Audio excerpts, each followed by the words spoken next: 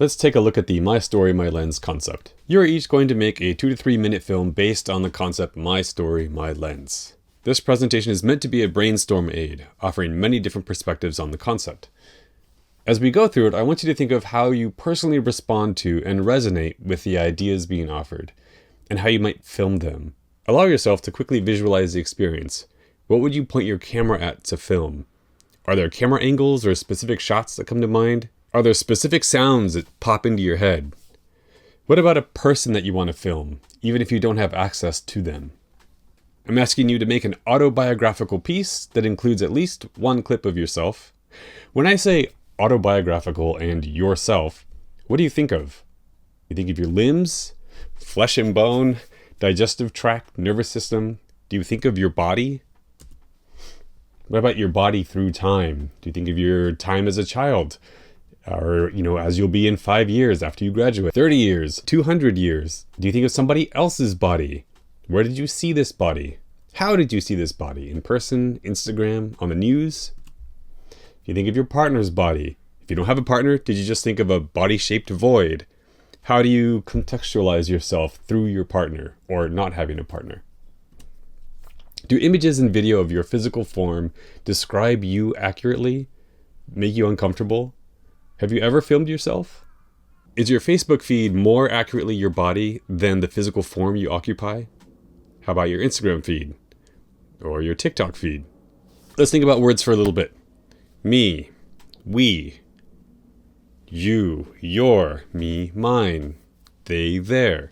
How does language construct your ideas and perceptions of yourself and relationships that you make with other selves? Somebody, nobody, embody, everybody. Body of water, body of work, body of evidence. How do these other bodies contextualize you, describe who you are? What is evidence of you? Clothes, hair, fingernail clippings, hair ties on the nightstand, toothbrushes, dirty dishes, footprints, your DNA, your roots. Is your ancestry important to you? Does your physical appearance suggest your ancestry? I'm half Cuban, and I do not look like it at all. How does your physical appearance influence how others relate to you? Can you change your physical appearance? Do you want to change your physical appearance? Do you want to change your physical appearance in order to control the way your appearance influences the relationships you have with other people? What kinds of bodies raised you? What kind of bodies taught you? I am a balding white man. What kinds of bodies wrote your textbooks? Are they similar to yours? How about a group of bodies? A political body? Republicans, Democrats, a workers' union? How do these descriptors of people describe you? How do you contextualize and describe yourself through non-human beings? Did you think of your pet? Some of you might be thinking of filming your pets. Why? Why would you point your camera at that pile of fur and bones and meat and take a video of it? Its lungs, its brain, its nervous system. How about proof of its existence? Its ball, its food bowl. How do you describe its loyalty or its love for you or your love for it? Can you film your dog's love for you? Would it just be a video of a dog? If so, will any video clip of any dog suffice? How are bodies that are alive different from bodies that are dead? Is there a physical loss during that state change? Is there a soul? Does it weigh 21 grams? How do the souls that came before you in your ancestry influence your story? Is there a soul? And can I film it? Does your pet have a soul? Does your partner have a soul? Is consciousness similar to a soul? How do these souls influence your story? Is consciousness proof of existence? I think, therefore I am. How do your thoughts describe who you are? Is consciousness only a series of electrical pulses in our brain? If so, can it be mapped to a different form? Have these ideas influenced how you think of yourself? What does gender mean to you? How does this meaning influence your personal story? How do you arrive at that meaning? How do you arrive at that meaning when considering yourself? Versus how do you arrive at that meaning when considering others?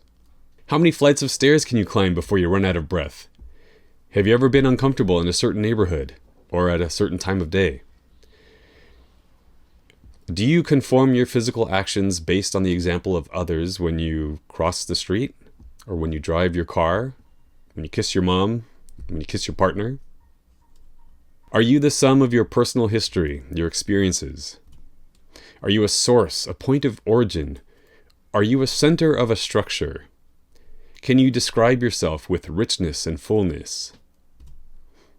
Are you flexible and adaptable, or are you frail and brittle? Have you ever broken a bone?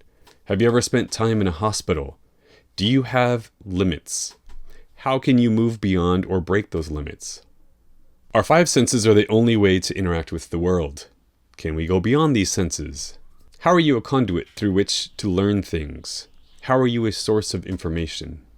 In a world rapidly adopting virtualization, do you find it interesting that we have no choice but to occupy physical space?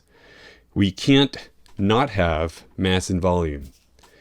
How do you exist outside of that mass and volume? Are you a vessel? What is in that vessel? How about the technical body? Bone splints, 3D printed heart valves, glasses, wireless headphones, AirPods. Nomophobia is the term for the fear or anxiety of being separated from your smartphone. We weren't born with a smartphone. Why should I fear being away from it? When was the last time you voluntarily turned off your phone for a day, an afternoon, a single hour?